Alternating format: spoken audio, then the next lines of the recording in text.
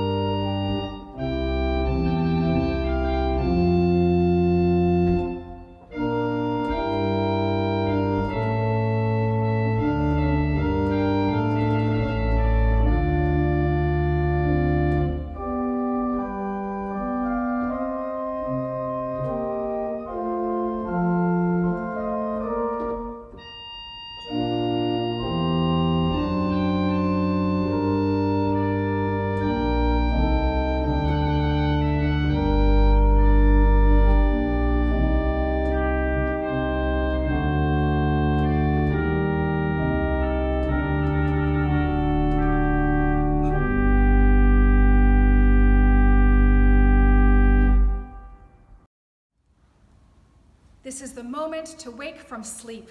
The night is gone, the day is near. Let us shed ourselves of darkness as we put on Christ's presence and light. A reading from the Gospel according to Matthew. Jesus said, "If another member of the church sins against you, go and point out the fault when the two of you are alone. If the member listens to you, you have regained that one. But if you are not listened to, take one or two others along with you, so that every word may be confirmed by the evidence of 2 or 3 witnesses. If the member refuses to listen to them, tell it to the church. And if the offender refuses to listen even to the church, let such a one be to you as a Gentile and a tax collector. Truly I tell you, whatever you bind on earth will be bound in heaven, and whatever you loose on earth will be loosed in heaven. Again, truly I tell you, if 2 of you agree on earth about anything you ask, it will be done for you by my Father in heaven. For where 2 or 3 are gathered in my name, I am there among them." The word of the Lord. Thanks be to God. In this reading from the Gospel today, Matthew, through the words of Jesus, makes a way of forgiveness and healing possible.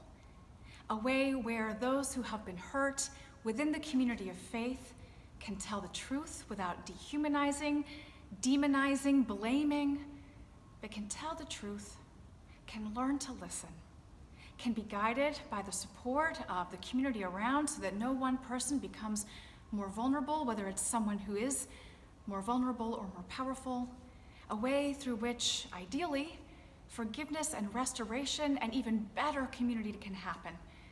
And if there needs to be a break, when Jesus talks about tax collectors and Gentiles, we have to remember that in the gospel vision, God continually extends mercy and forgiveness to everybody.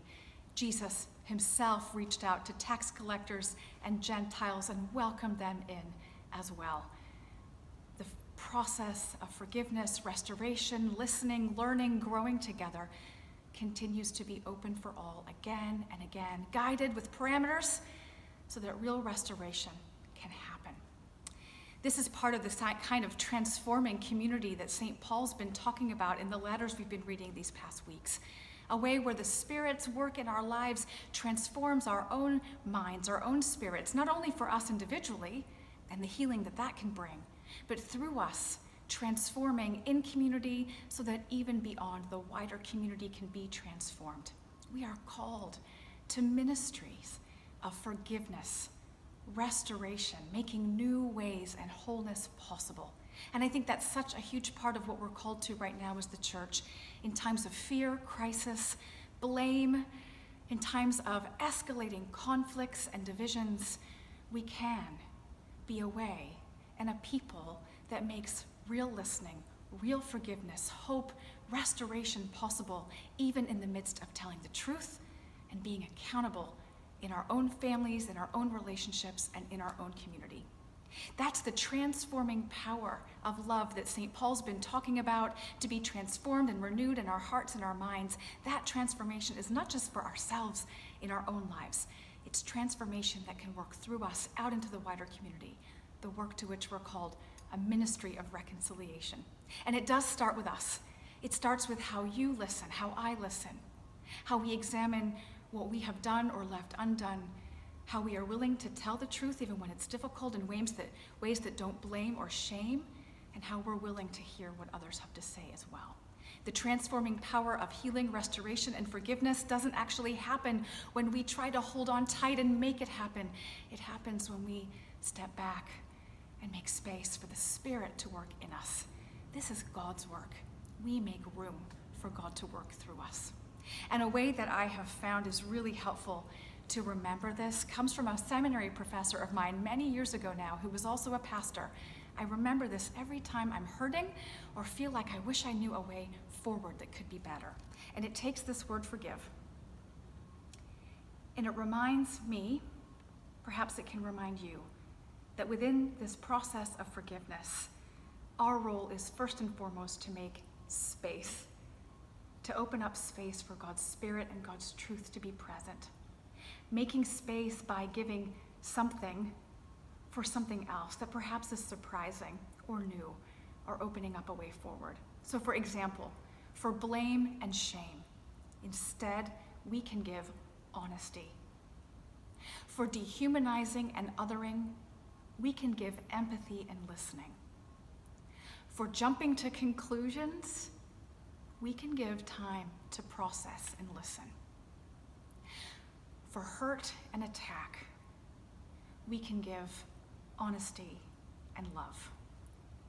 By just changing a little bit of space for one way of being and giving instead another that is more merciful and just, honest, true, and loving, God's Spirit can transform us, and through us also continue to transform the communities around us to be more just, peaceful, and merciful. All the things we're praying for in these days. Take some time now before we move into our prayers. This week it'll be a poem by Anne Porter that functions as something of a confession, a beautiful confession, a way of thinking about those small offenses through which we may have hurt another without even realizing. Take a moment, think about your relationships. Think about places where you're holding tight to hurts, griefs, or grievances, and ask God whether there might be a small way where you could make space this week for that hurt, giving something else, making space for God's Spirit and the new way of transformation, healing, and restoration that God makes possible in our lives.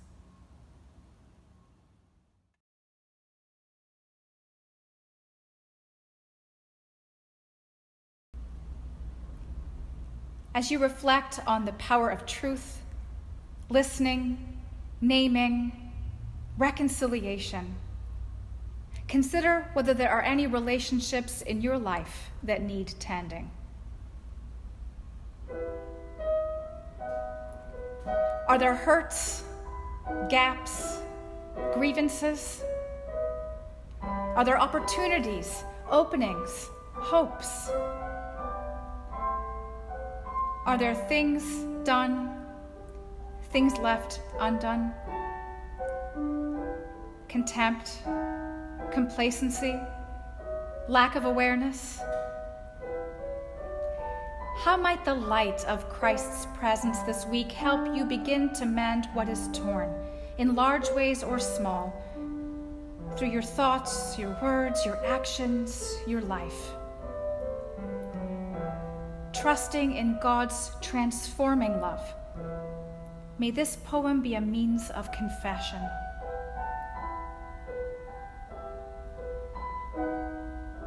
Whatever harm I may have done, in all my life, in all your wide creation, if I cannot repair it, I beg you to repair it.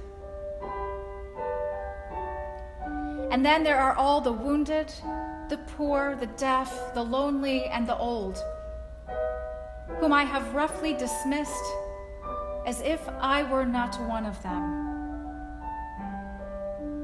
or I have wronged them by it and cannot make amends. I ask you to comfort them to overflowing. And where there are lives I may have withered around me, or lives of strangers far or near that I've destroyed in blind complicity, and if I cannot find them or have no way to serve them, remember them. I beg you to remember them when winter is over and all your unimaginable promises burst into song on death's bare branches.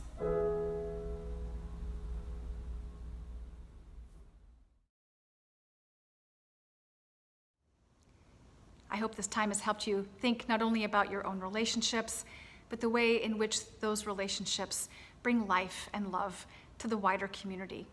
And now, may the Lord bless you and keep you.